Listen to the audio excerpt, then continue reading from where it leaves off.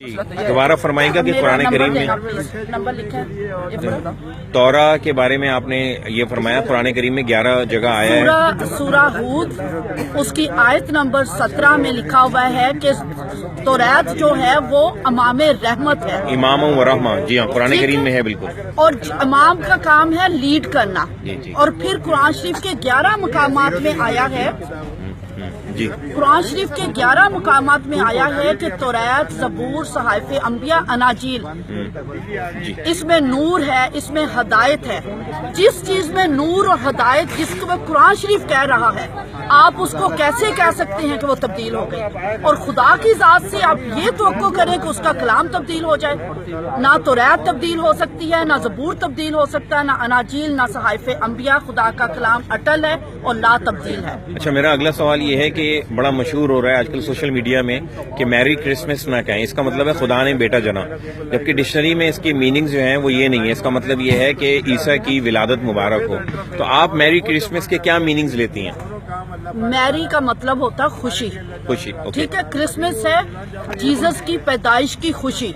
ठीक है, इसका कहाँ से आ जाता है बेटा जन्ना? हम खुदा की जात से कैसे ये तवक्को कर सकते हैं कि खुदा जो है वो शादी करेगा? सही बात है। खुदा की जात से ये मंसूब ही करना खुदा की तौहीन है। खुदा रूह है और रूह की कोई शादी नहीं होती। और बाइबल मुकद्दस में, ना तौरात में, ना ज़बूर में, ना सहाइफ़े अंबिया में, ना अनाजील में, मैं दोबारा रिट्रीट करूंगी कि कहीं भी खुदा की शादी का कोई कॉन्सेप्ट ना तारीख में है, ना चर्च में है, ना बाइबल के अंदर है। और मैरी क्रिसमस का मतलब यही है कि जीसस क्राइस्ट की पैदाइश की खुशी। और सूरा मरियम उसकी आयत नंबर 32 में लिखा है, मुबारक है वो दिन जिस दिन हजरत ईसा पैदा हुए, मरे और जी उठे। जिसको कुरान पाक जिस दिन को मुबारक कह रहा है, सूरह मरियम के अंदर है। जी, सूरह मरियम आयत नंबर 32 में आपको बता रही हूँ। मैंने कुरान शरीफ पढ़ा हुआ है। माशाल्लाह जी, माशाल्लाह। अल्लाह ताला हमें भी आपकी किताब पढ़ने की तौफीक अता फरमाए। मैं एक आलमा हूँ जी। और मैं जो बात कहती हूँ बड़ी सदाकत के साथ और रेफरेंस के साथ बात कर रही हूँ जी, बहुत कि जब कुरान शरीफ में उस दिन को मुबारक कहा है तो आए हमारे साथ मिलकर जीसस क्राइस्ट की बर्थ की खुशी को मनाएं। अच्छा, आपने एक बात कही थी आले इब्राहिम के हवाले से, दुरूद शरीफ हम नमाज में पढ़ते हैं। नमाज के जो हमारी नमाज मुकम्मल नहीं होती जब तक हम दुरूद शरीफ ना पढ़े। आपने दुरूद शरीफ से मुताल्लिक एक बात कही थी कि हम हज़रत इब्राहिम और उसकी आल पर दुरूद पढ़ते हैं, तो वो बात जरा दोबारा फरमाएं। हाँ जी, मैं ये देखे छोटे छोटे कॉन्सेप्ट्स हैं जिनको क्लियर करना बहुत जरूरी है ताकि मुसलमान और मसीही जो है वो करीब आ सके, वो एक दूसरे को जान सके।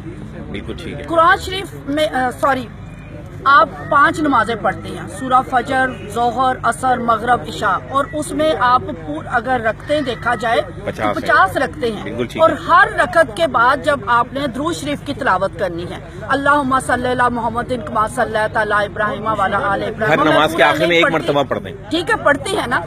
इसका मतलब 50 बार आप दुरूद शरीफ पढ़ रहे हैं। उसका पहला हिस्सा है कि हुजूर के पर और हुजूर की नस्ल पर सलाम। नहीं, पहला हिस्सा है इब्राहिम पर। उसका पहला हिस्सा है कि हजरत इब्राहिम पर और उनकी नस्ल पर बरकत हो, और दूसरा हिस्सा है कि हुजूर पर और उनकी नस्ल पर बरकत हो।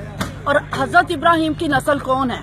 हम हैं और यहूदी हैं, यहूदी और नसरानी। आप नमाज में बरकत दे रहे हैं, दिन में 50 बार आप हमें भी बरकत दे रहे हैं, आप यहूदियों को भी बरकत दे रहे हैं। सही।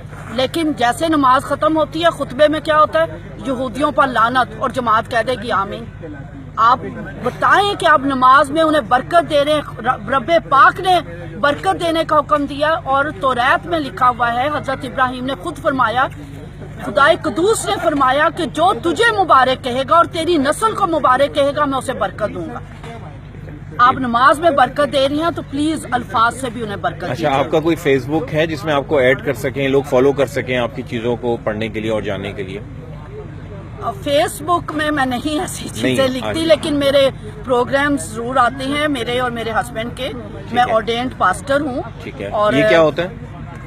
जैसे आपके मौलवी साहिब होते हैं, आलमा, मैं आलमा हूँ। अच्छा, ऑर्डेन्ड आलमा हूँ। 4 साल का कोर्स होता है? हाँ जी, 4 साल। हमारे यहाँ भी मौलवी औरतों का 4 साल का ही होता है। मैंने भी 4 साल का आलमा का कोर्स किया हुआ है और कुरान शरीफ को भी बखूबी पढ़ा हुआ है। तो आप हमें ये मैसेज ये कहेंगी कि हमें जैसे कुरान करीम समझ के पढ़ना चाहिए, तो हमें ये इंजील भी समझ के पढ़नी चाहिए?